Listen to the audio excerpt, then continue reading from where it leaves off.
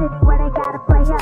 Yeah. I'm from the city where they gotta play up. I don't. Coin flippers trying to pay up. Hey.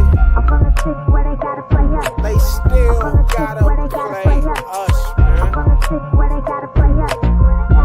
Coin flippers trying to pay up. Go. Started out with who they done got me started. Call Katie, tell him make room for the Lamborghini. I trust 27 to lead us through any battle. We had DK out there press. You seen how we did Seattle. Went down 1-3 and then we hop back on that saddle. Everybody want T, but you can't have him cause we got it. A lethal 9 on the side and he gon' always red dot him. 29 got him on lockdown, this Taylor Britt Island. You know Jamar probably open, that boy 7-11. Who your best cornerback? Cause my receivers gon' shred it. Hey, you don't wanna go one-on-one with loose playbook. 91 step on that field, them quarterbacks look shook. A couple weeks went by and we done stacked us up some wins. Brad Logan still with us, still the turnover twin. Uzier and man to man, you probably shouldn't throw at him. Orlando Brown came to town, showed us what a bodyguard is. I don't think they want no smoke with us. Forever standing on business, this ain't no joke for us.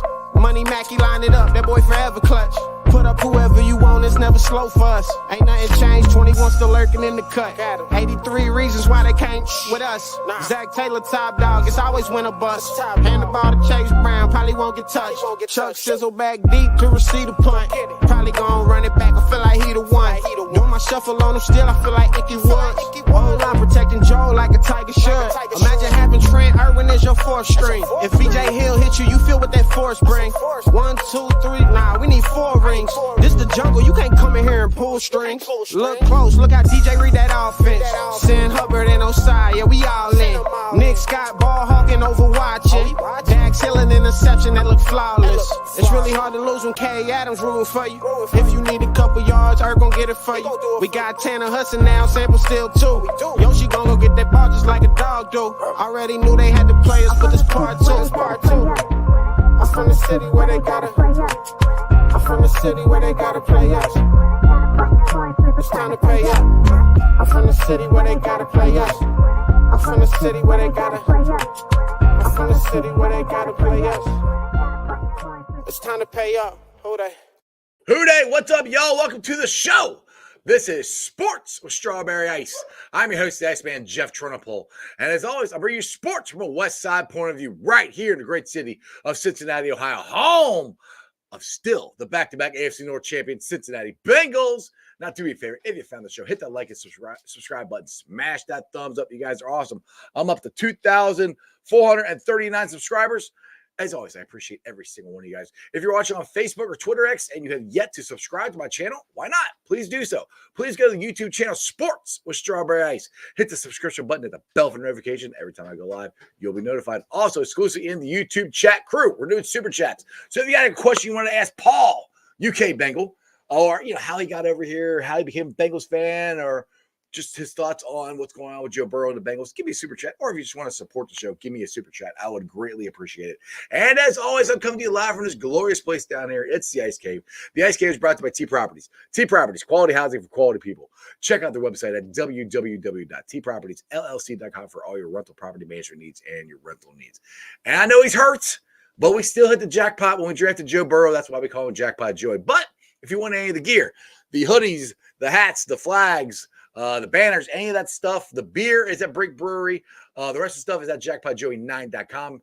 Always remember, portion of the proceeds go to the Joe Burrow Hunger Relief Fund, the Joe Burrow Foundation. So not only are you drinking delicious award-winning beer, wearing cool stuff, you're also helping people out. And that's what this is all about. We're trying to help people out here. What's up to everybody in the chat? Tebow's first, Strangers in there, Brad's in there, Pork Chop, my boy. What's up, Chop? He's in there. And Tim, what is going on? All right, guys, got a very special guest. He's from the other side of the pond. I got to meet him a couple weeks ago when they were in town, and they got to do some pretty cool stuff. But here is Paul from Bengals UK. What's going on, Paul? Good evening, Jeff. Hello, everyone. Thanks for having me. Hey, thanks for coming on there. Well, so the first thing I have to ask you, what time is it there right now? It's a little after 10:30. Oh, there you go. That's not too In the bad. evening, I should say. Yeah. Not too bad. Not All too right. awful. Yeah, all right. So let's get into this thing here. Let's just, before we get into your story and stuff, just give us your thoughts on the Bengals season right now, Joe Burrow, and like I titled this because some people were like, "Oh, should the Bengals tank or the Bengals should tank or this and that and blah blah blah." I don't think they should tank. They're not going to tank. But what's your thoughts on the season in general and tanking or not tanking? Oh, goodness me, where do I start? Well, I mean, it's incredibly frustrating, isn't it? Because we went Yes. into this year.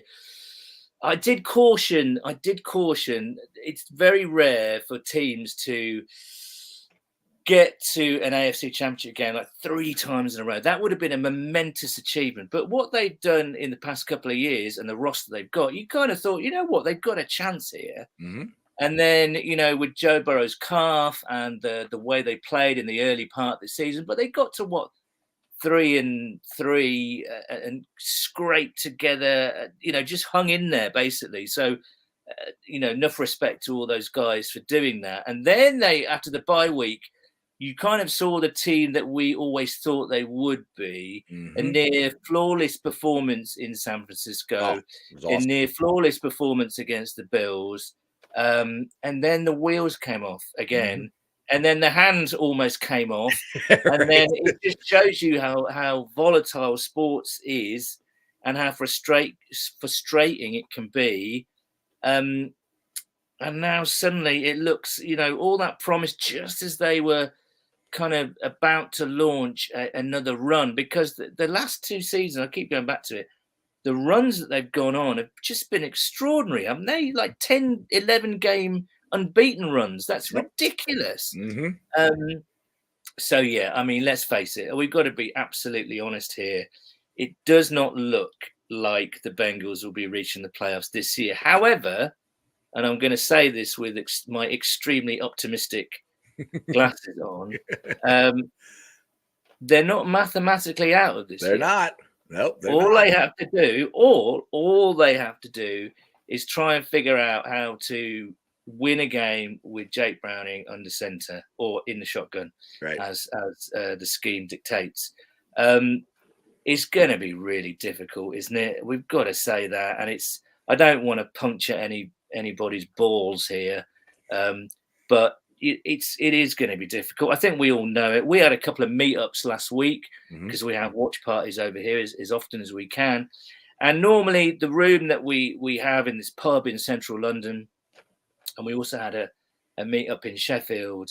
There weren't as many people, shall we say, as there normally are. Yeah. Yeah. So already I think people have kind of jumped off the train a little bit and have gone home for an early dinner. So that happens across the pond too, because we've had people do that already. Yeah, and you can understand it. And this is the thing, not just about the fan base, but also the team. If you want to get into the team, the team is built to be led by Joe Burrow. The team is led to win with Joe Burrow. The scheme is constructed with Joe Burrow at its heart. And there's a huge debate raging. We're seeing it on our podcast, and I'm sure you are on your podcast. The questions are being debated. Does a quarterback carry a team, or should the coaching staff have a plan B? And, does a quarterback make a coach look good, or is it vice versa? I personally think it's somewhere in between, perhaps verging on what would happen if Mahomes went down. That's what would right happen, there. That's what would my whole happen thing. if Jalen Hurts went down? Do you know what I mean? These teams would be a shadow of themselves. But then a lot of people would argue, hey, Zach's nowhere near as good scheme-wise as Andy Reid or whatever. So this debate is sort of raging at the moment. Where is the plan B? Where is that? But the fact of the matter is, what I can see is that this team has been built to win with Joe Burrow. And if he goes down, it's deep trouble. So they've got a big job on their hands, and it's a big test for Zach and his team. As much as I defend Zach and this team, they're not immune from criticism. Do you know what I mean? They've got a big test. It's all about keeping people motivated, because if we've seen it before, both with Bengals teams and teams across the league, if a team starts to lose 2, 3, 4 in a row, the motivation goes completely. The confidence goes completely. So they've got a big, big job, So it's going to be very interesting. And yet I see pictures of T. Higgins back at practice today. I see pictures of CTB back at practice. And my brain is going, do you know what? I think we can do this on Monday night. I think we can go into Jacksonville and do them. I think we can, because we can too. We've got the players and the team to do this. And then I remember that Joe Burrow's not playing. It's like, I still think we can. Now, one thing I want to roll back to your point, and this is what I've been saying is, what if Patrick Mahomes is off of Kansas City? I think they're going to go in the tank. Now, I'm not going to take credit for this. Joe Goodberry put this out there that Chiefs fans were getting ready to run Andy Reid out of town because before they had Patrick Mahomes, they had the name slips my mind now. The quarterback, I can't remember his name. I do this. Yes, thank you. They had him at quarterback, and Andy Reid wasn't this genius. Now he's got Patrick Mahomes, and he's this genius. Now Andy Reid is a very good coach. Don't get me wrong. That's where he's always been known as a good coach. You look at his record in Philly. You know, he made Donovan McNabb look like a borderline Hall of Famer. That's maybe doing Donovan McNabb a dirty there. But he's a good player, or he was a good player. And you know, Andy Reid's a good coach. But yeah, it just takes a special quarterback just to elevate. I mean, but you look at Belichick now. Belichick's an incredible coach, right? But you look what's happening now. He doesn't know his arse from his elbow, or that team doesn't know his arse from his elbow. And yet, you know, they had one of the greatest there. And it just, you know, I don't know. I think it just demonstrates what an important position quarterback is. Well, really. We said it for years. If you don't have a quarterback, you don't have anything. I mean, the Bengals had that. I mean, if you look at the 90s that, you know, I lived through and you lived through, how many quarterbacks did we go through there? We never had one. I mean, Corey Dillon, who should be. Do you know what I said? Occasionally, this is how sad I am, sad Bengals fan. I occasionally give myself little trivia tests, and one was name all the Bengals starting quarterbacks in existence. And I think there's 30 odd. But when you get to the 90s, because there's relative kind of stability in the 80s or 70s, actually, not at the start, but throughout the 70s when Ken was there, and then a little bit of turbulence into the 80s, and then Boomer, obviously. And then the 90s, forget about it. There's about 4 million different quarterbacks. Exactly. Scott Mitchell. Started with the shocking draft of David Klingler. I will never forget that. Don't even. That's a separate podcast in itself. I still remember his look on his face was complete shock, and that's the way I look too. I'm like, why did we draft a quarterback? We had Boomer. You've just opened some wounds that I thought were healed long ago, my friends. Right. Hey, Tebow got a shout out here for you. He said, Paul, good to see you on my screen. You did a wonderful job narrating the jungle. Hope to finally meet you in person next year. Hope you're all doing well. And yes, I want to reiterate that you did an awesome job narrating the jungle. Thank there. You. How did you find out you were going to do it? Did they ask you to do this before your trip, or did they just spring it on you when you were here? I emailed a few people before we went because I knew that. So just to give you a bit of background, we've been going. It's our 10-year anniversary next year, by the way. But last year was the first time we went on an organized trip. It was something that we talked about for a while. Weren't quite sure how to do it because, you know, there's no way I'm going to be underwriting a trip for about 10 grand. That's for sure. However, we collaborated with a company called Touchdown Trips over here, and you can guess what they do for a living. They score touchdowns. Well, they visit anyway, whatever. And they approached us and said, "Look, Cincinnati is one of the only teams that we haven't visited. We haven't taken a trip over. And Paul, do you want to lead the group?" And the first year, which was the first trip that we did, was last year. We took 25 British Bengals fans, and this year we took 35. So it's sort of just on a small sample size. It is growing a little bit each year on year. So I emailed a few people to let them know that we were coming within the Bengals, not like random people, obviously, just in the Bengals, because I thought it was a marketable thing, right? You know, they might want to show off that they've got this really cool international fan group in the UK. So I kind of said to these people, you know, do with this information what you will, you know, whatever. And then I got an email back saying, "Hey, would you like to come to Saturday walkthrough? And also, would it be okay if we film you from from the jungle, or 4 from the jungle, I Yeah. should say. We saw And your I was football like, moves. You yeah, have yeah. very good football moves. I saw See, you I out there. tell you what, those Run hips some have still routes. got it, mate. Those hips have still got it. I almost did my knee when I did that as well. But anyway, that's another thing. So of course everyone was like totally excited for that, Absolutely. but I just thought they were just going to film us a little bit walking down the steps, maybe in the stands with the flags, and that was kind of it. And that would have been absolutely fantastic and absolutely fine, But I got on really well with the producer, a fantastic guy called Grant, and his sound man Isaac, and secondary camera person Haley. Lovely, guys. Really got on with them well. And suddenly I was sitting in front of the camera, talking to the camera. I'm much happier behind the camera, to be honest. And then everyone was like dicking about on the field and having fun and taking photographs. And then that movie, Field of Dreams?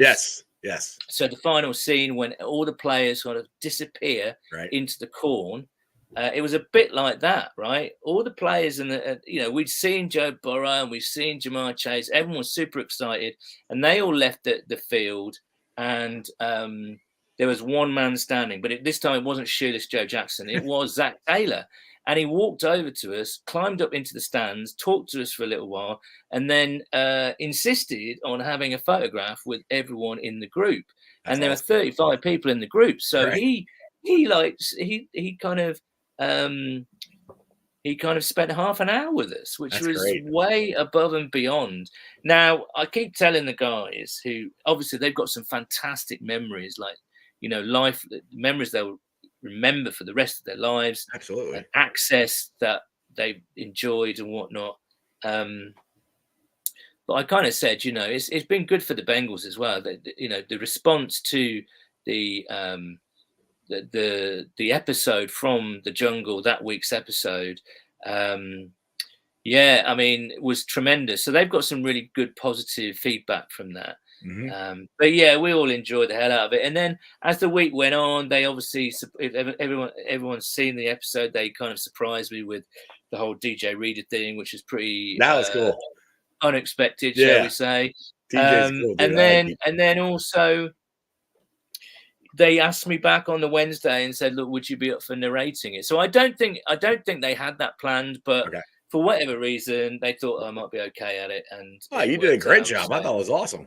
I really enjoyed the week, man. And also, for the rest of the week, all the Bengals stuff is the Bengals stuff, right? All the guys were completely into it and excited to experience a night game. I'd never seen a night game before, so it's really cool to see the atmosphere and the stripes and the flashing lights and it just felt a real occasion. Do you know what I mean? But then the second half of the week was my holiday, so I got to explore neighborhoods like Pendleton and Northside and Mount Adams, and just kind of walked around and met people. You should have came to the West Side. That's where I'm at. Well, I was going to say that's on the list for next year. So. Right. No, I mean honestly, I'm being serious. Come to the West Side, try to find Ice's house. But yeah, it was awesome to meet you guys, and it was chaos down there where we were at, because that was the same weekend that this guy Corey Dillon was in, and I remember you walked up to me and you're like, "Hey, Iceman, I'm Paul from UK." I'm like, "Hey, how you doing? I got to meet you." And I'm like, "Hey, did you meet Corey yet?" And you're like, "No, I'm about to." I'm like, "Corey, come here." So how cool was that to meet Corey? Extremely cool. I'd heard from one of our mutual friends, and you're someone who appears on this show, a Bengal Captain, quite regularly. That he was going to be in town. So I was eager to swing by you guys tailgate to just say hello, to see if he was there, and he was, and I got to hug him and touch him inappropriately. So I mean, as I said to you offline, it really is something. He's been on an incredible journey, hasn't he, from hero to outcast, and now rebuilding his relationship with the fans and the club. And I do think next year I would lobby for him to be a Ring of Honor. I'm predicting it. I think he's getting in next year. That's. And I do think, as we said offline earlier, he's got a really good shout and a good argument for the actual Hall of Fame as well. He should already be in there. Yeah, 100%. He should be out there. I mean, thank God it sounds like we're getting Willie in this year. So hopefully we get Willie in this year, and then Ken Let's hope Anderson so. after that, and hopefully Corey soon after that. I mean, now I was kind of, I don't want to say, I hate saying surprised. And that Willie's, it's not official yet, but it's getting closer. Sounds like there's a very good chance he could get in this year. I was worried, I'll put it this way, I was worried that they would not be willing to do Bengals back-to-back since we've got Ken Riley in last year. I was worried that they would not be willing to do another Bengal this year. Like I said, it's not official yet, but it sounds like Willie's getting in. Did you have the same concerns? Yeah, 100%. Even though it makes no sense, right? Right. There shouldn't be a problem with there shouldn't be any problem with back-to-back Bengals going in. That doesn't show any bias. It doesn't. Each player has to be seen on its merits. And frankly, if they'd have put Ken Anderson in years ago, they should have. what he deserved to be, then they wouldn't even have this discussion now. This ridiculous idea that we can't put, we should leave it another year because we can't have, And as much as I respect the institution, and I'm a fan of institutions. I work for one, so over here. Right. But I know that is very deeply unpopular at the moment. Institutions are kind of looked upon with suspicion and all the rest of it. So I deeply respect the Hall of Fame. And obviously, the people that are in there are all fantastic players and cultural icons. But you have to say, why the hell hasn't Ken Anderson been put in earlier? Why the hell did it take... Well, I don't think it helped. Why did it help with a fan campaign and the campaign by his son to get Ken Riley into the Hall of Fame? Who is still fifth all time on interception. Yeah, the stats. This is my argument. I said everybody above him is in and everybody below him is in. He's right there in the middle, and he's in now. So why the hell did it take so long? And also, it makes me so mad that he's not around to enjoy it. I've managed to have a nice relationship with Ken Riley II. Oh, he's a great guy. Yes. Super guy. And just like, can you imagine that family, how they must be feeling, it felt really bittersweet when his dad got inducted, because they must be delighted that he's getting the recognition that he deserves, not just within the Cincinnati area, but worldwide, and he will forever be enshrined in that Hall of Fame. Good for him. But I mean, you've got to be quite angry as well that it took so long to do it. So I mean, I don't know. I respect the Hall of Fame, but goodness me, they don't have to make some daft decisions. They want to put too many squealers in, I think, is the problem. Well, let's not mention that name. Now, I had a good discussion here with Bengals beat writer and just the sports reporter here, Richard Skinner, and he was talking about this, that the Bengals in the late 70s were actually a really good team, and he liked to argue that the 1976 team arguably was one of the best teams in Bengals history. And I put it this way. I said, if they had the playoffs set up like they do now, the Bengals would have made the playoffs more often back then. And who knows, we might have made runs and things could have been different. That could have helped because, I mean, unfortunately, whether we like them or not, that black and yellow team was a historically really good team in the 70s, and that really blocked us, the Bengals, from getting to the playoffs. Honestly, Jeff, that 76 team, I quite enjoyed going back into history, and I will bore people. We can be boring. It's okay. It's like that scene in Airplane when Ted Stryker is sitting next to that person and starts telling his life story, and I think it was a she. Sort of hangs herself. Before the end of the story because he's boring us so much. Sorry if that triggers anyone, but so it's just like, I could go on about, but that 76 team, it weren't for those bloody Steelers. Of course, the Raiders were around back then; they were pretty good.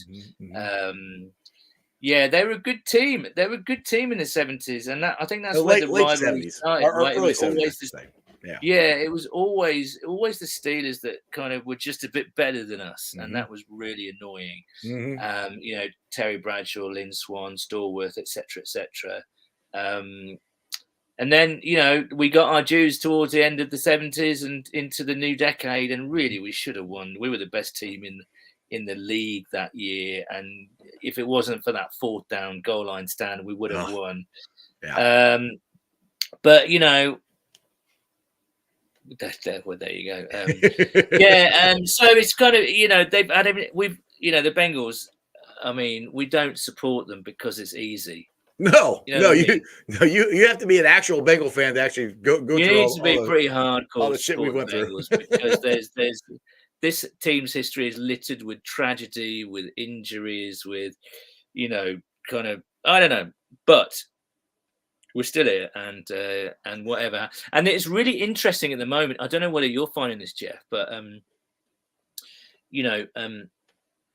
new fans to the team quite naturally. They pick on the fact that we're a good team. We've got a couple of superstars, Burrow, Chase, Higgins, etc., that transcend the Cool. Bengals fandom. Yeah, they're cool. They're cool. We Right. are a cool team. Yeah, we're a and cool team. How unusual is that, right? Yeah, exactly.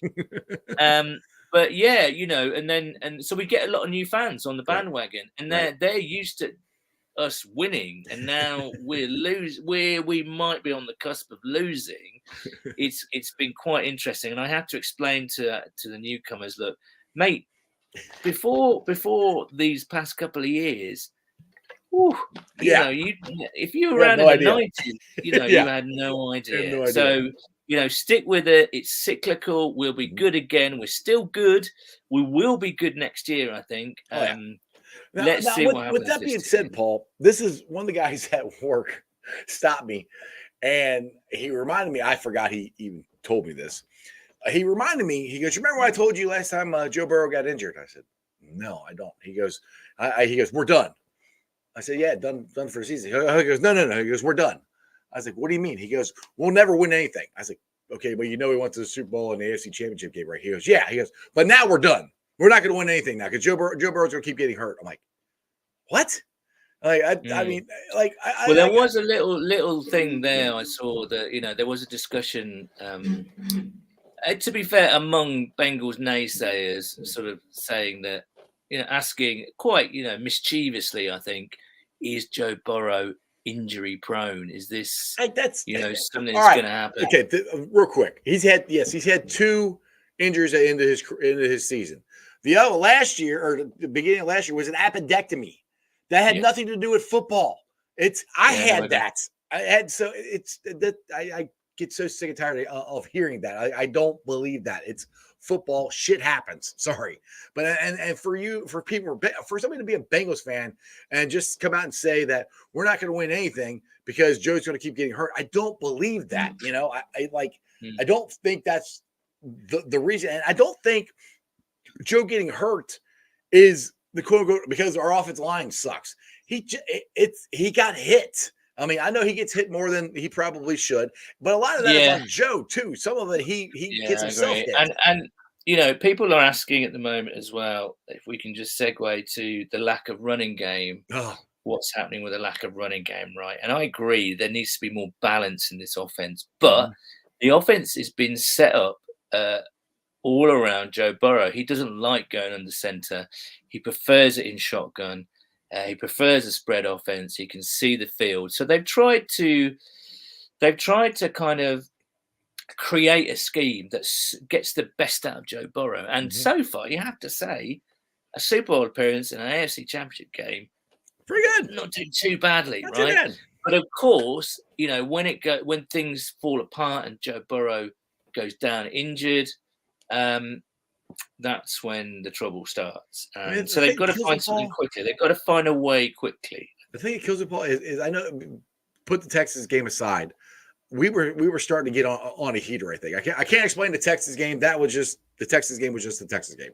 But Texas played better than us. Yeah, I think the Ravens. I honestly think we were winning 10-7 once when Joe got hurt. Yeah, I fully believe we were going to be in the game and had a chance to win that if we have a fully healthy Joe Burrow. That happens, this whole season changes. And the thing is that drives me nuts here. And I agree we need to run the ball more. I do think we've had an issue with it's just conventional wisdom, isn't it? It's just an obvious thing to say. If you've got a backup quarterback who is still finding his feet, you need to lean. You need to take the pressure off him. Yes. And actually, we were saying on our podcast earlier, now with Joe Burrow, with his calf and all the rest of it, recovering, they're playing it very safe and conservatively, with all these swing passes and screens and whatnot to move the sticks. Surely you've got to get the run game going to take the pressure off a little bit and just to keep the defense honest, You know who I'd like to see? That's what the Steelers did. They just dared Jake Browning to beat them, and he couldn't. Well, the thing is too is one thing I'll put it to you this way. That's Jake Browning's first start, NFL start, first one. There was multiple times that Chase was wide open, Yoshi Voss was wide open, and he missed him. Yeah. Again, his first start in the NFL. He did okay. He did okay. Going forward, not great, but he did okay. Going forward, I like to think he could hit those because he could see them. You look at the tape and okay, he could see that play was there. Moving forward, hopefully he can hit those. Now, the one thing about the running game that I personally would like to see, again, I keep saying this is no Joe Mixon hate, but I really want to see Chase Brown. I want to find out what we have with him because we know what we have with Joe Mixon. Chase Brown was supposed to be, we want to get more explosive plays. Chase Brown was supposed to be that guy, or at least they had hoped it was. He was active last week, and he never touched the ball. Like, try to see what we have with him. Try to see what we have with Travion Williams, and just see if we have something there to find out going into next year. Do we need to get another running back? Is Chase Brown your number 2? Are we going to stick with Mixon? That, to me, that's where we're at in this season. Right now, for me, that's the biggest thing is find out what we have at running back with Chase Brown and Travion Williams. Yeah, I don't disagree with that at all. I think Mixon is an above average running back, nothing more, nothing less than that. Maybe a lot of people out there will say an average. He doesn't really make people miss anymore. He doesn't make people miss anymore as much as he used to. That's he's got a heart of gold, fantastic personality. Everyone loves him as a player, and his influence in the locker room, etc., etc.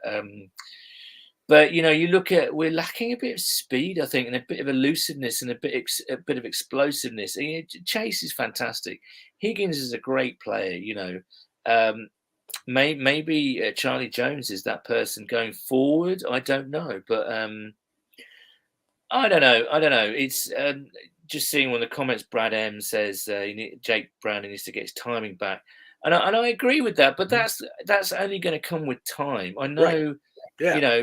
With practice and time, I wonder if we'll see a big improvement this Monday night because I think we will. He's had the whole week's practice as a starter, not as a backup.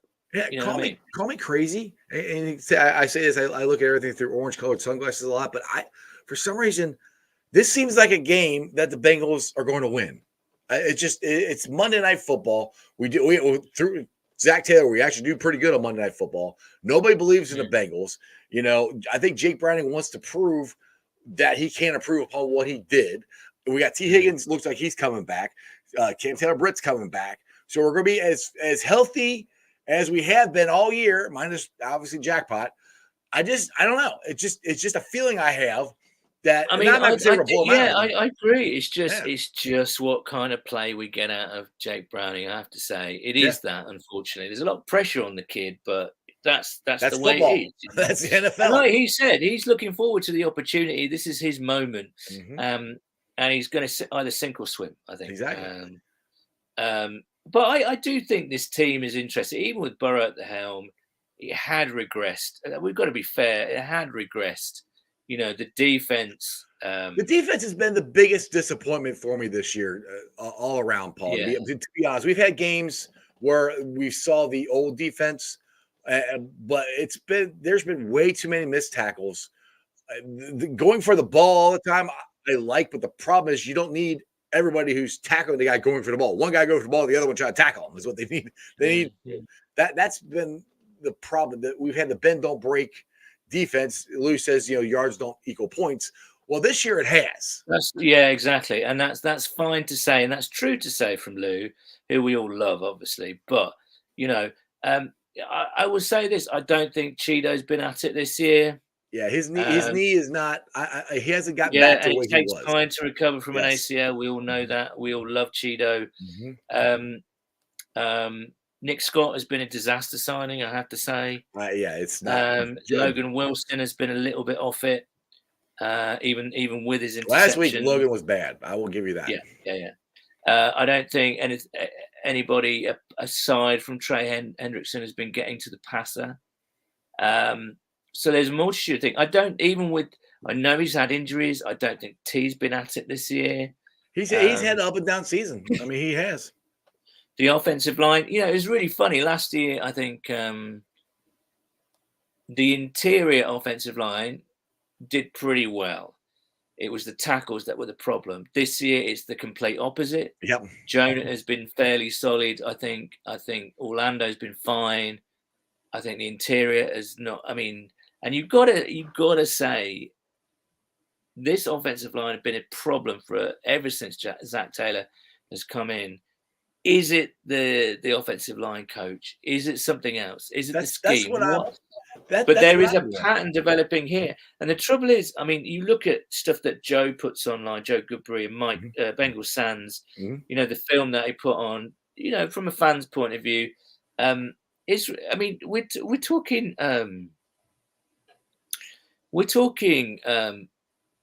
Super Bowl winners. Alex Capra's won a Super Bowl, well, kind of.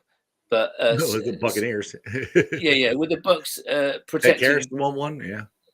Karras has won one. Brown has won one. Why are they not executing? That's my whole thing right there. Because people have commented on here that we need to get a new offensive line. Okay, we can't keep saying that. Offensive line? Are you saying that?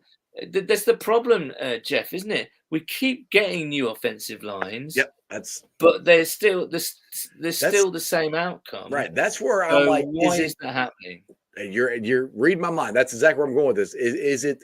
I think the talent is there on this offensive line. We have guys who know what they're doing, and I'm not again. I'm not trying to throw anybody under the bus, but is it the scheme? Is it Frank Pollock? Is it time to move on from him? Because I mean, we've got to a certain point, but we're not to where these guys should be. I mean, Orlando Brown is a multiple-time Pro Bowler. Jonah Williams has really turned himself into whatever. You can tell you what you want, but he's going to get a lot of money next year from somebody. Hopefully, the Bengals.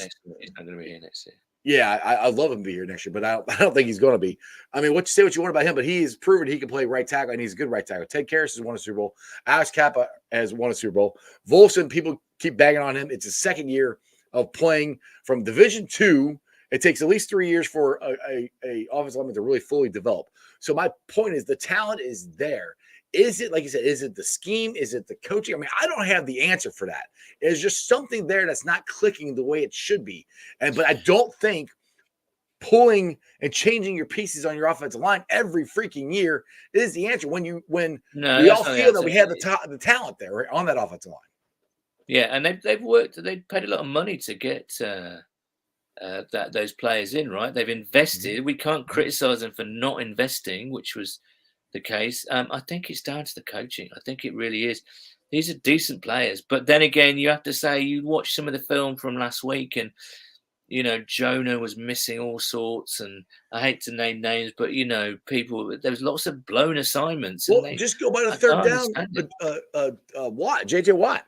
Or TJ Watt. Yeah, that was obviously a huge miscommunication. Yeah, that was miscommunication. So again, that's where I bring that up. I don't know the answer. Everybody's quickly to say coaching, but that's miscommunication. The coaches aren't the ones telling them to. I'm sure they put. Yeah, no, I agree. But it's down to the coaches to make JJ Watt or TJ Watt. It's down to the coaches to kind of come up with a scheme that everyone's comfortable with, and a blocking scheme that they've changed from wide zone to now power. And the same thing is happening, really. I don't know. I just think too many players are off it this year. We haven't quite made the right signings. I'm seeing lots of Jesse Bates and Von Bell mentions in the comments here, and they were a fantastic duo together.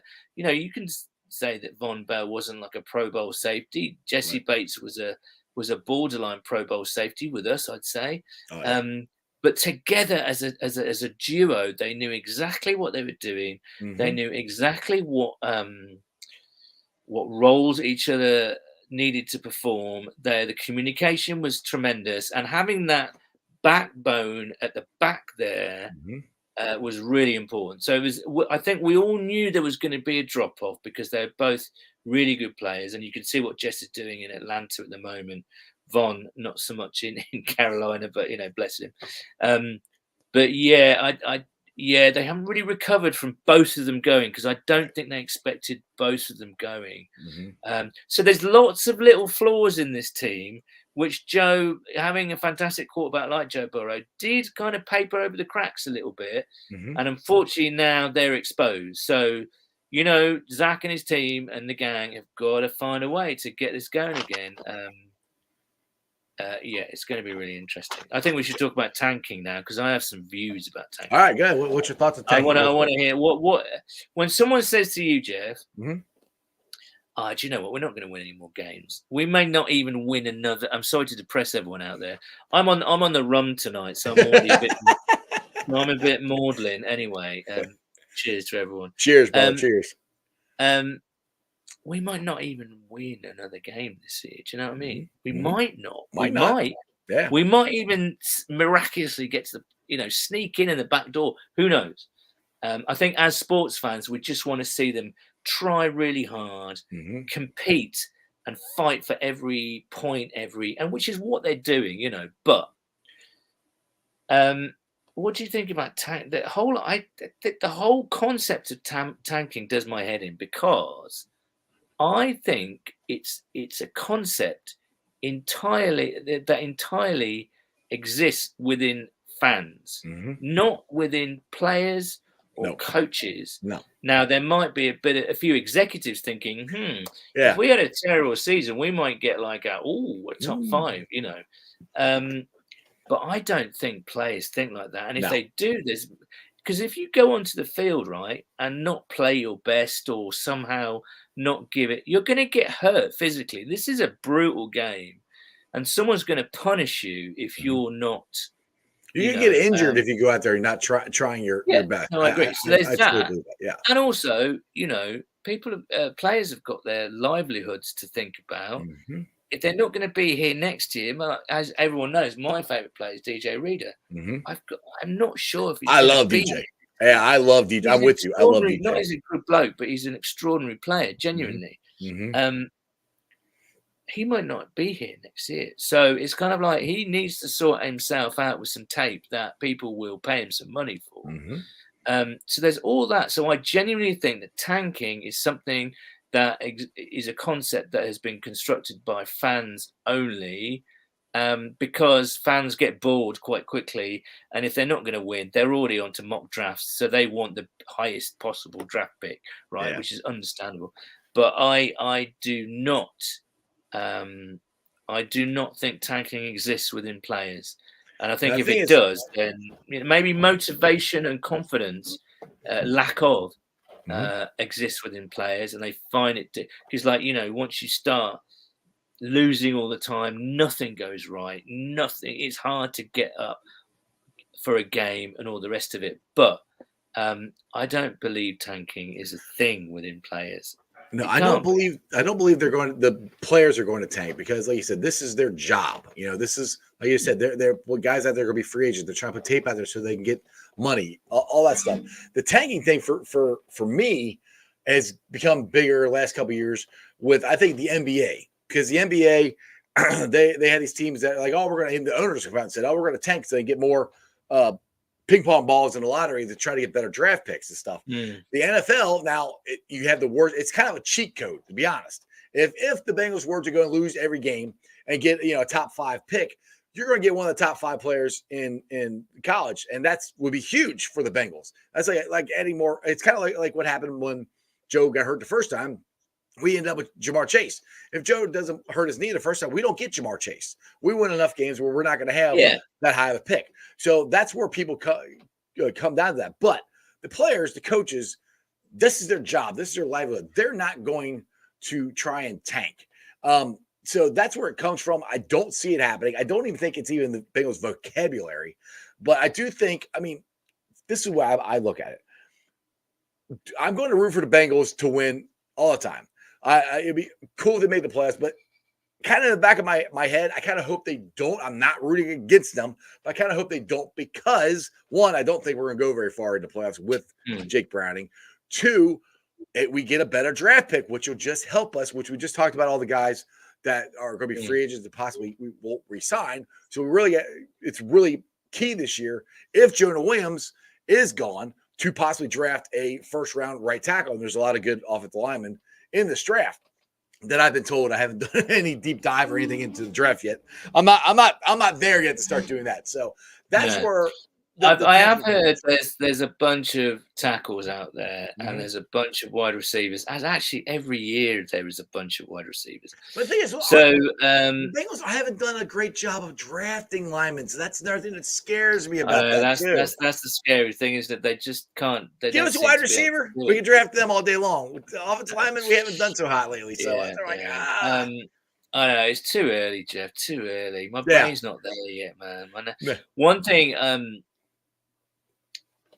Sorry, I'm just picking up on the comment. I can see the comments here, and Dustin says, "Yeah, you gotta read it. I don't think the front office and coaching is on the same page as much as I once thought. The lack of rookies playing and curious roster moves and all that, just speculation. But I don't know. I think despite all this doom and gloom, and this just might be a bit of a transitional period, because you're seeing Miles Murphy starting to get more snaps. Right. And first that'll start playing much better, right? So I don't agree with what Dustin said. Battle's playing more. Yoshivas has been playing a lot. The only one that really hasn't played a lot is Chase Brown. That's really we're desperate to see what he's got. Right. I'm dying to find out what he gets. So I don't exactly agree with what Dustin said. They have played. I mean, now some people think that they should play all the time, which I don't necessarily agree with that. I think they should still play more. But like my buddy Matty Myers, who does the Jackpot Joey stuff, once Miles Murphy, he told me this week he should play every single snap. I'm like, he's not gonna play every single snap because you have Sam Hubbard, you have Trey. Well, Hubbard and Henderson are still pretty good. Right, you have those. He's not gonna play. You want to ease the geezer in, but you can't. You from what you read in here, he hasn't quite. What's the word I'm looking for? He hasn't quite taken to the NFL as quickly, and that happens with some players, right? Even if they're a first rounder. Last year, everybody said the same about that. Look at him this year. But you look at him this year, I think that there is room for optimism with the rookies and first year players. So, like you mentioned, I think Dax has been pretty good this year. I think DJ Turner has been really good, even though he does get beat from time to time. He's going to be a good one. He sticks. I really like him. I have to say, he sticks at it. He's very quick and athletic, as we knew he would be. But I just thought, man, even if he gets beat, he's back there in the next play. He's making a spectacular PBU. He's got something to him, and I really like that. I think Miles Murphy is just starting to come to the fore. So you look at those young kids, CTB is still young. Dax Hill is still young. Jalen Battle, it looks as though he's won that starting job pretty much, even though Nick Scott is listed as the starter on the depth chart, but I wouldn't read too much into that. I think DJ Turner will take over from Cheeto, as much as we love Cheeto. And Cheeto's one that I don't think they're going to resign. I didn't think that coming into the season, to be honest. Yeah. I think Murphy's shown some flashes. I'm disappointed with Osai. I really wanted him. He didn't get one snap last week. Not one. Yeah, I know. I was really expecting a big year from because I think he was playing really well last year and played really well throughout the playoffs. But he's not kicked on, unfortunately, and that's a real shame. Yeah, I don't know. I would love to know. Yeah, so there's plenty of things to, and this is the thing I think this year, Jeff. It's been really inconsistent, hasn't it? Everything's been inconsistent on this team this year. Everything. There's not one thing that's been consistent. Nothing. Occasionally, you think this team we're back to being world beaters. We can beat anyone in this league on our day, and then some weeks you just kind of think, we're not going to meet anyone if we play like this. Right, exactly. All right, Paul, you've been up for 49 minutes here. I want to find out. Happy to keep going, man. I'm good. I've got my run. You're good. But I wanted everybody to hear your backstory. How did you become a Bengals fan? I think you said you're 14 years old when you started becoming a Bengals fan. Yeah, I apologize to anyone who's heard this story, because every American show or radio show or whatever I'm lucky enough to be invited on, We're all curious. I tell this story. So if anybody's heard this, go and make a cup of tea or have a just leave the channel on first, and yeah, right, yeah, just leave it on. Just keep Jeff's numbers up. Right. So yeah, So I guess mid 80s, 85, 86.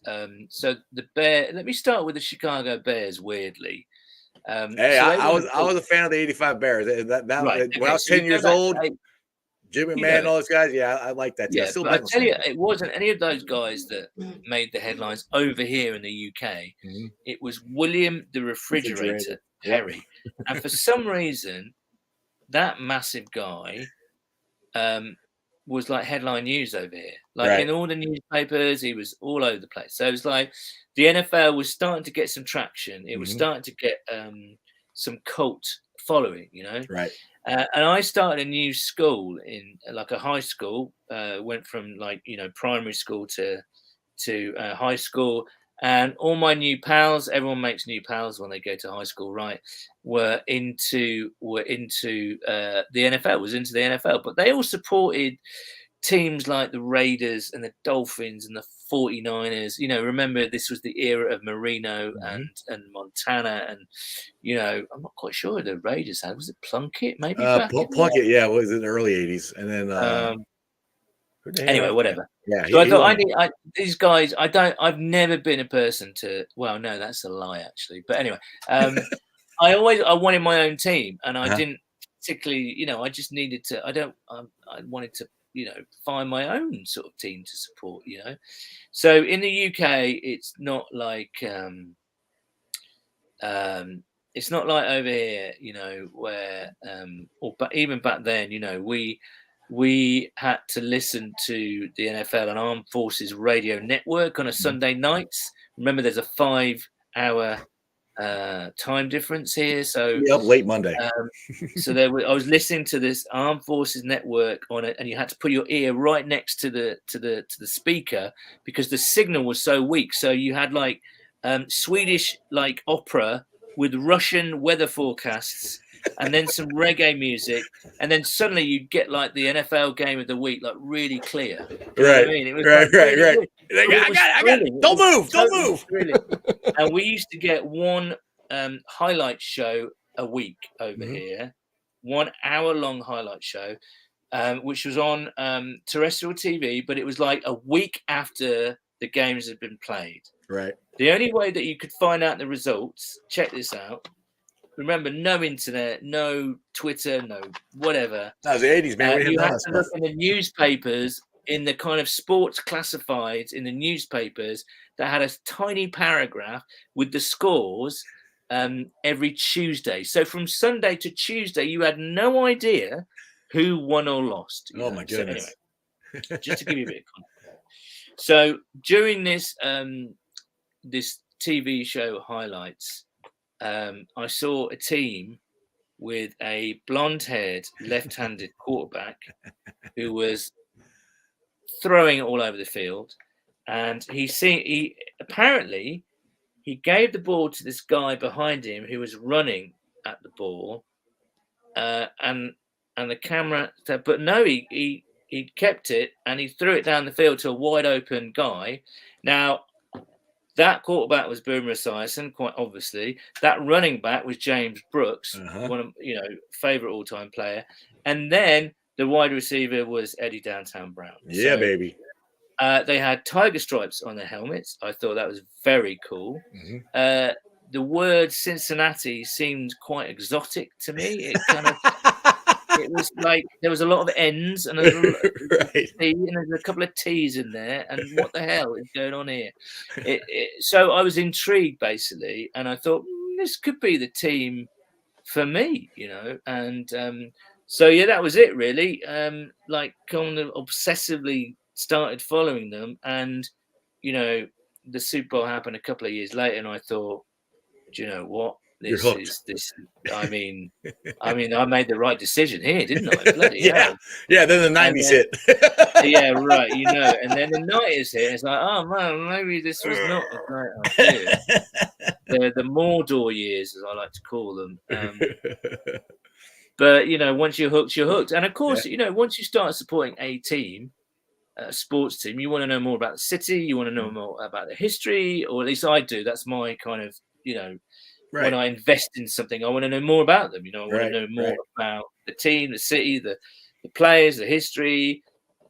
What am I dealing with here? Right, exactly. What did I and invest my time into? Yeah, exactly. So it's all good. I mean, I think we're all here for. It's a weird. As you know, Jeff. It's like if a lot of your viewers and listeners will perhaps follow Premier League teams over here, EPL teams. That's getting So bigger over they here in the States. understand there's Sure. this weird long distance relationship going on here, and it's a different kind, and it's really interesting when you go to Cincinnati and meet people in the town who've lived there all your life, like yourself, and all the rest of it. It's really interesting because you know what it's like. You know about the politics of the city. You know about the politics of the team. Mhm. You know about what Hamilton County is and what they do and what they don't do and all the rest of it. You can moan about the team and you can take it for granted because it's there, right there on your doorstep. And we all take things for granted, things on our doorsteps, right? Whereas over there, when we come over, it's like this exotic kind of, incredible place. So it's a big mixture. But I think now, a lot of you guys know that we exist, and I'm sure you know that there's fans in Germany. They do exist. There's guys over from the other side of the pond. They do exist. I know, right? It's like there's fans in Australia, there's fans in Germany, there's fans in Argentina. Dude, there's a big following in Mexico. I've had people from Ireland reach out to me, England, Wales. Right. I mean, Scotland. And that's really cool, isn't it? That's really. Yeah, I mean, I'm like, how do you feel about that, Jeff? How does that make you feel? I'm shocked when people reach out to me and say they're like, "Oh, I love your show. I really enjoy having a Bengals fan for however many years." I'm like, "You're a Bengals fan?" I'm like, "Wow, I'm like, that's cool." But is that less? Are you less likely to react to that in that way now because you know that this kind of thing exists all around the world, right? I still think it's cool. The first couple times that happened, I'm not shocked by it anymore. I'll put it that way. First couple times it happened, I was shocked. I'm like, really? So I'm not shocked by it now, but I still think it's cool. And I always want to find out, like, okay, you grew up over here. How did you become and why did you become a Bengals fan? That's always like my first question because I'm always curious. Because I mean, the Bengals up until the last couple of years haven't been, that great of a franchise. They're not one of the marquee teams in the NFL. And no, that's right. Isn't it interesting though that for me it was the helmets and the uniforms pretty much and Boomer. Yeah. A lot of people say that, but then again, it's some people might say it's a family member, like an uncle or a cousin in the States that lives in Cincinnati. It's really, really weird, arbitrary reasons for supporting a team. But once you're hooked, there's no getting away. That's it now, Jeff. I'm afraid that's me for life, mate. Honestly. Well, we're stuck with you. Absolutely, and I couldn't be happy. I could not be happier. I'm good with it. I'm good with it. The thing that is really interesting. So our guys came over, right? And as I said earlier, it was the Bengals stuff is the Bengals stuff, right? They're all excited to see their team for the first time. Right. A lot of this stuff, a lot of the guys that came over, remember, this is bucket list stuff. Right. As ridiculous to you as that sounds, coming to Cincinnati. I've never been to England. That's a bucket list thing for me. So I wouldn't mind going over there sometime. So I understand that.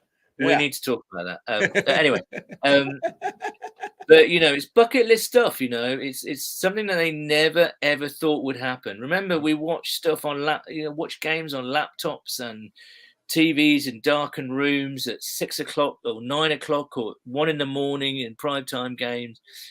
So actually being there it was a really actually. Do you know what That's surreal. The first time that I went to Cincinnati, right, I was with my then partner, and she had an obsession with Louisville, right? Don't ask why; it's a long story. I loved Louisville, and I'd go back there in an instant. I've got friends there now and whatnot. But she mentioned that, oh, by the way, Cincinnati is 90 miles away. And I was like, so I was like, I'm sorry, What? but we're gonna go. We're We driving. in fact, forget Louisville.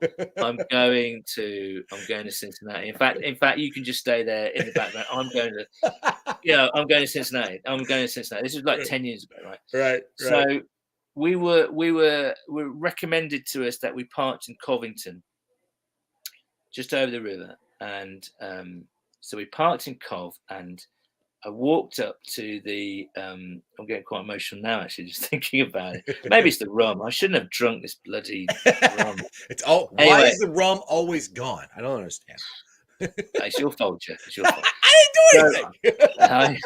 So I walked up in the shadow of the Roebling, and I saw Paul Brown Stadium, and I literally, there were tears shed because I never thought that I would ever be there. You know what I mean? I didn't think it would be a thing. Right. So I never take that for granted. I've been there several times now, and I would be back. And this year was fantastic because, as I say, the guys really enjoyed the experience of going to the game and tailgating. Honestly, just on a slight tangent, British people and tailgating is hilarious to watch.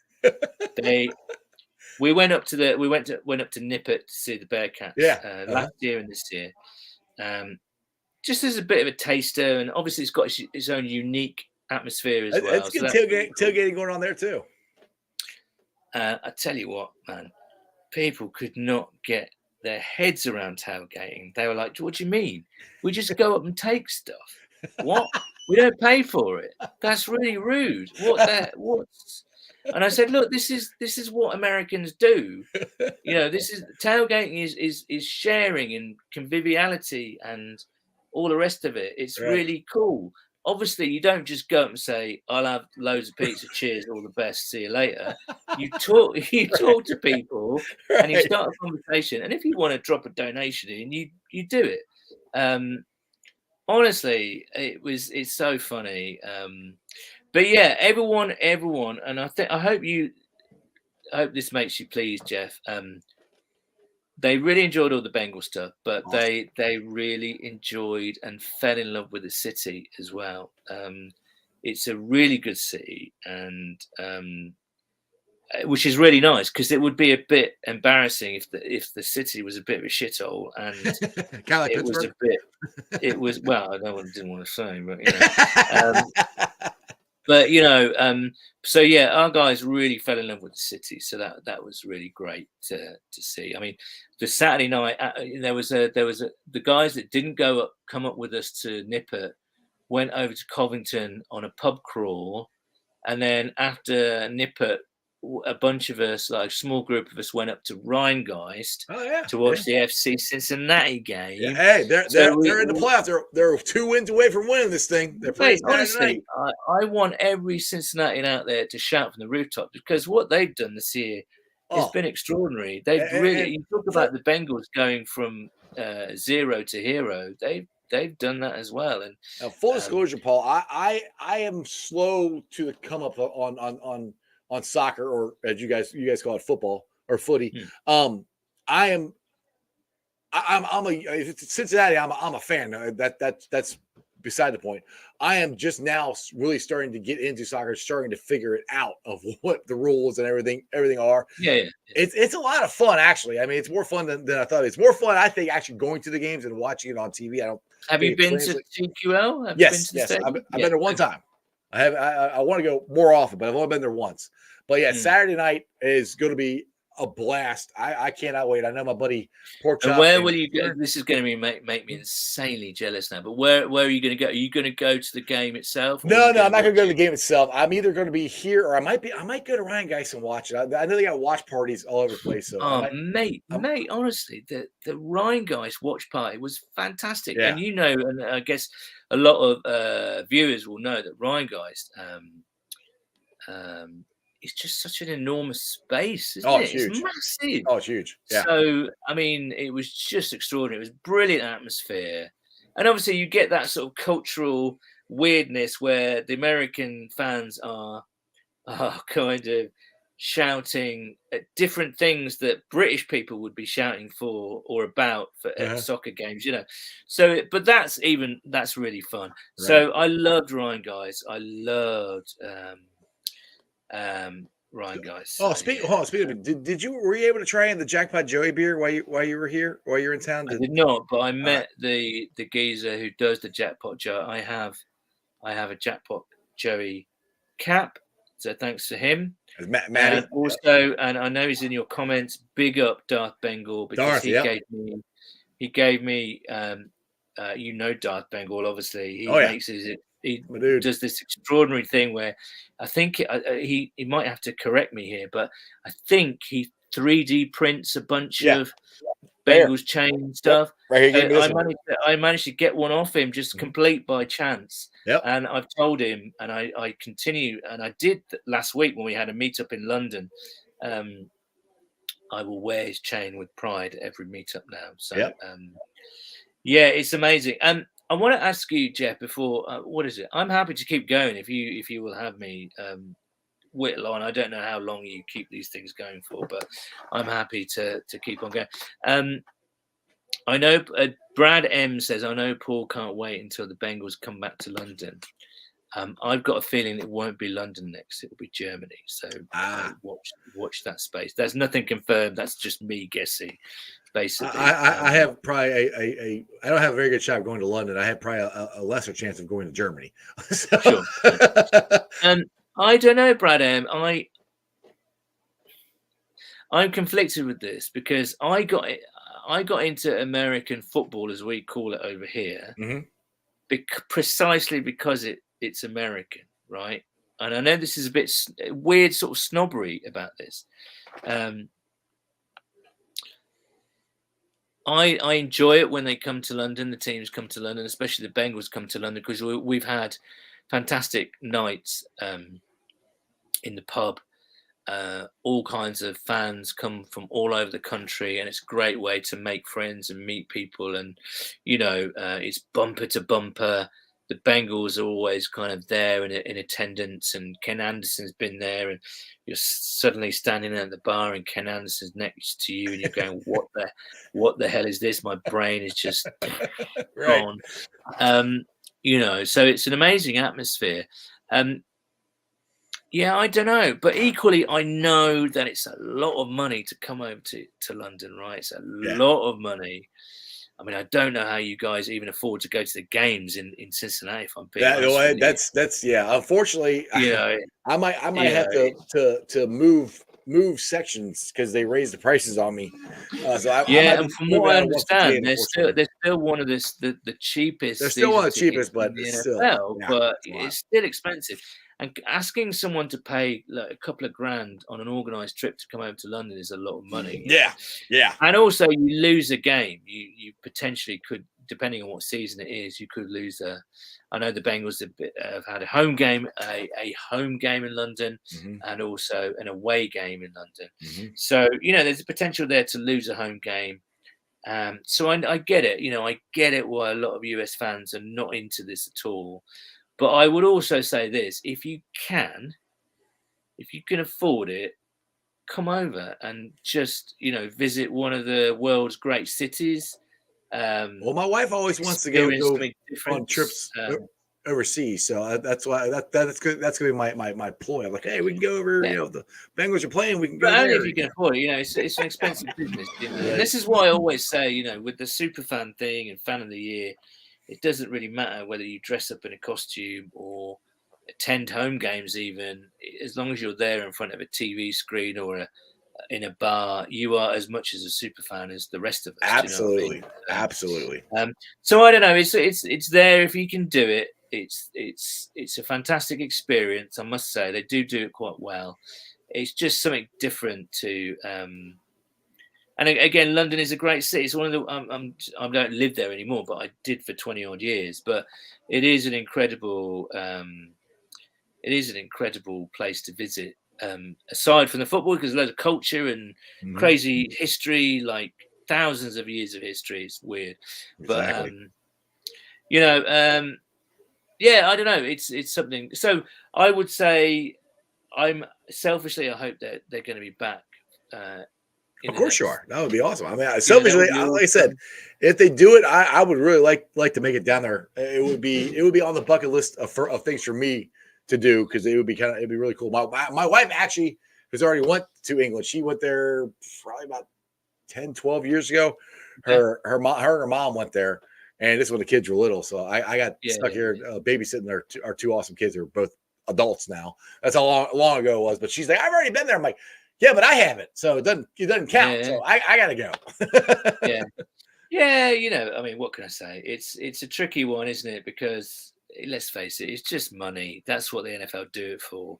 Oh, yeah. But if it gives you an experience and you can afford to do it, then I would absolutely recommend to do it. Absolutely. Kevin has asked how long I've been a Bengals fan. You're going to have to rewind that, Kev. I'm not going back to that. A long time. Since about 14 86, 13. 86. There you go. All right, Paul, well, do me a favor. We've been on for an hour. I'm going to go eat some dinner, and I'm going to get ready for Thursday Night Football here. Tell everybody about and you go finish your bottle of rum. Go tell everybody. I'll finish it, mate. I'll finish it. It's all gone. There you go. It's not that I get, but it's special. You can't probably see it. There you go. Oh, black cherry rum. Oh, there you go. Ooh, that's good stuff. Oh yeah. Well, do me a favor. Tell everybody about your podcast and anything else you want to plug before I let you go. Oh goodness, where should I start? Right, we're on Twitter. Come and say hello on Twitter. That's where we're most active. So at @2day_UK. We're on Facebook as Bengals UK, so you can come and say hello there as well. We're on Instagram, Bengals_UK. Our podcast, which is released weekly, is Cincinnati. Me and my co-host Nathan do that every week. We've had some fantastic guests on. Next week we've got Drew Chrisman on the podcast. Nice. So that's he's a really good guy. So yeah, come and say hello. I mean, it's all about community, Jeff. And this is the other thing that I say: when the team is shit, right? We all need to come together more. It then suddenly it transfers from the football to the community, and that's what keeps it all fun, right? Exactly. Because it's no fun watching your team. There's no fun watching your team lose every week, right? No. And we've been there before. So what is fun is sticking together as a community. Exactly. That sounds a bit cliche, really, but anyway, whatever. I know what you mean. That's what we have to do. I'll have to stick together and quit arguing with each other and stuff. Because I mean, we're all Bengals fans. We all wanted to win the Super Bowl this year, but Paul, I'm telling you, it's working out perfectly. Jackpot Joey and Uno are going back to where it all started, down there in New Orleans, in the Superdome, where they won their last national championship. They're going to win the Super Bowl next year. Put the money on. So this is the exclusive from Jeff. There you go, baby. 2024 Bengals. I need to ask you just before I go. I've watched you for a while. I do admire your work ethic and your. I told you this. I said in slightly ruder words when I met you. You told me at the tailgate. I appreciate it. Yeah, and it's true, man. And so it's really cool. Thank you so much for having me on. And I hope I haven't talked too much. But no, you've been great. I want to know what the West Side means to you, and you say that it's sports with a West Side twist. What does that mean? What is a West Side personality here? All right, so in Cincinnati, we got when the city was created, or it started downtown and everything, and then they started climbing up the hills. A lot of people came to the West Side, so it's more of the older part of the city. There's a lot of older buildings and stuff here, and it was a lot of Germans came into town. Yeah. So that's why my last name is Chernobyl, German. So it's a lot of German heritage and stuff around here. And the West Side is more, for some reason, West Siders, we don't leave. We have generations of people on this side of town. East Siders is more like if you moved from another state or whatever, you move out to the east side, move out to the north, stuff like that. West Siders, you're born here, you're bred here, and you die here. It seems like we don't leave. So that's why it's always more of the older side. And you can tell when you come on this side, so the way the city is laid out, you got 75 that goes this way. I'm talking about the highways here. 75 goes this way, 74 goes this way. And right here is the west side. There is no highways. So everybody says, you can't get anywhere on the west side. You get on the west side, you get lost. I'm like, yeah, because you're not from here. You don't know how to get around. We do. So there's a lot of different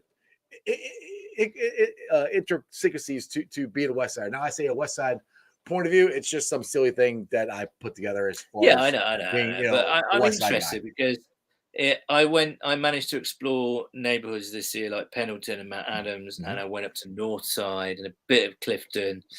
So next year, if I do come over, I'd like to kind of have a crack at West Side. Really, hey, come, give me a holler, give me a ring. I'll show you around. I would do. But yeah, thanks so much, Jeff. I've really enjoyed it, and thank you for letting me talk. And thanks for all the interaction with your excellent viewers, and long may you continue. And I say cheers to everyone. Thanks, brother. Hooday, Paul. Take it easy, buddy.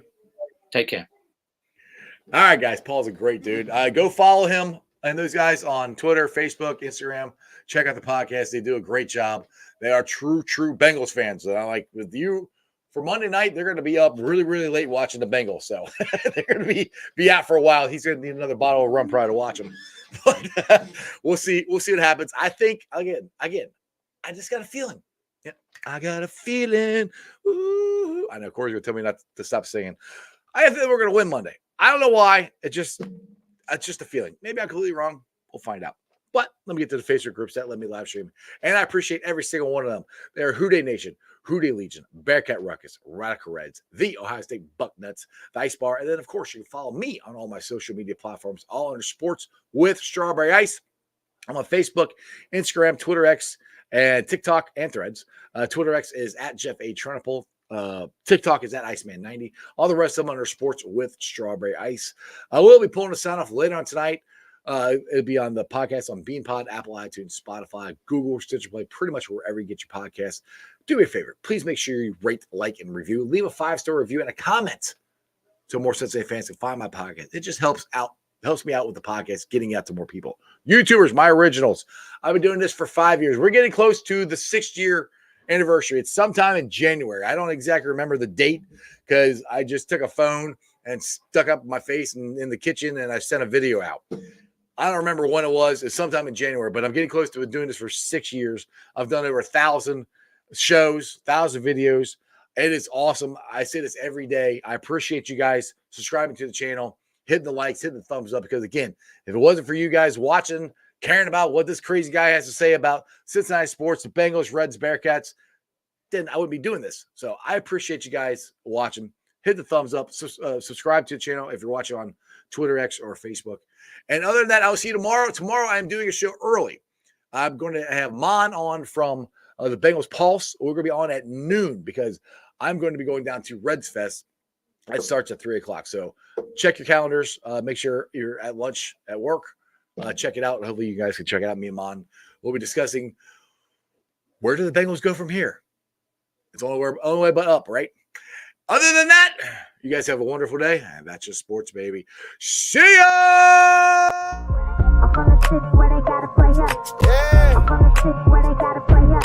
I don't. Coin flippers trying to pay up. Hey, I'm from the city where they gotta play up. they still I'm from the city gotta where they gotta play play up. us, I'm man. from the city where they gotta play up.